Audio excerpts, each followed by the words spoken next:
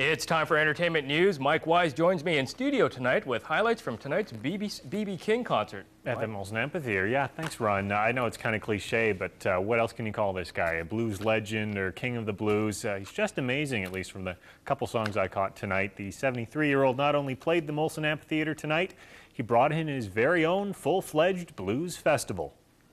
U.S. Ambassador of Music, the king of the blues, B.B. King. He was a master showman from the very moment he took to the stage, his trusted guitar, Lucille, in hand.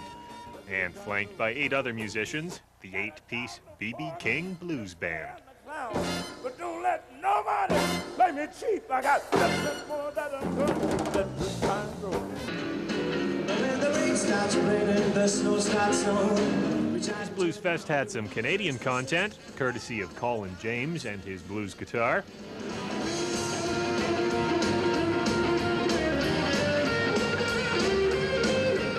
He got the night swinging, courtesy of his little big band.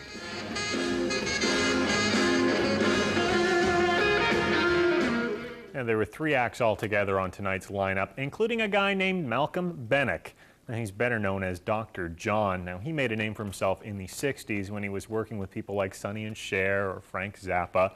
And he put together an album of sort of a psychedelic blend of R&B and blues back then, performed under the alter ego of the Night Tripper.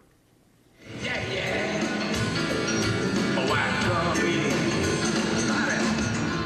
He's been playing the blues for 30 years, but with his latest album, Anutha Zone, Dr. John is returning to what's called the hoodoo voodoo past he explored on his first album, Gree.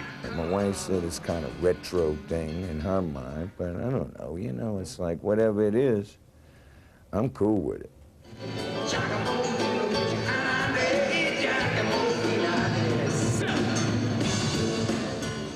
He's got some big help with this project, working with several British artists, including Paul Weller and Jason Pierce from the group Spiritualized.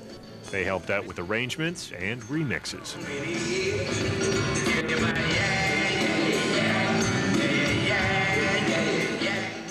Now we'll move from music to art now. An artist named Jonathan Scheinbaum and a show that's called Relics. It looks at history and the relics of a person, in this case, the artist himself. John Northcott has that story. So as you can see, I'm free to be able to express myself aggressively. Jonathan Scheinbaum is preparing his canvas, only it's not canvas, it's a thin mesh that he paints with acrylic to produce a semi-transparent surface. Then he paints on top of it, or as he likes to think of it, sculpts with paint. The effect is like a textured, blown-up slide. It's not so much that I'm really like fixed on transparency. It's more of a sort of a side effect that's happening, and until I get to a later stage in the work, I probably will maybe keep the transparent possibility, and then maybe I'll annihilate it later on. Many of the works are based on drawings he made several years ago when he was going through tough times. He also credits the gallery itself with giving him a break. It's a non-profit artist-run collective gallery that helps some artists that are on the margins, or so maybe don't fit in to the accepted stream to get a start.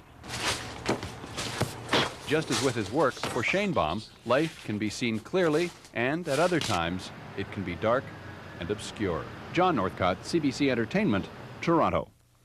And finally now, going from arts, and we've had music, now a bit of literature. And Canadian novelist Timothy Findlay has been awarded the Banff Centre for the Arts National Award for 1998. It was given out or announced by the Centre Director Carol Phillips today. She said she chose Timothy Findlay, or he was chosen by the Centre, because he's considered an icon and does a lot of private mentoring of up-and-coming artists, and they say that exemplified the sort of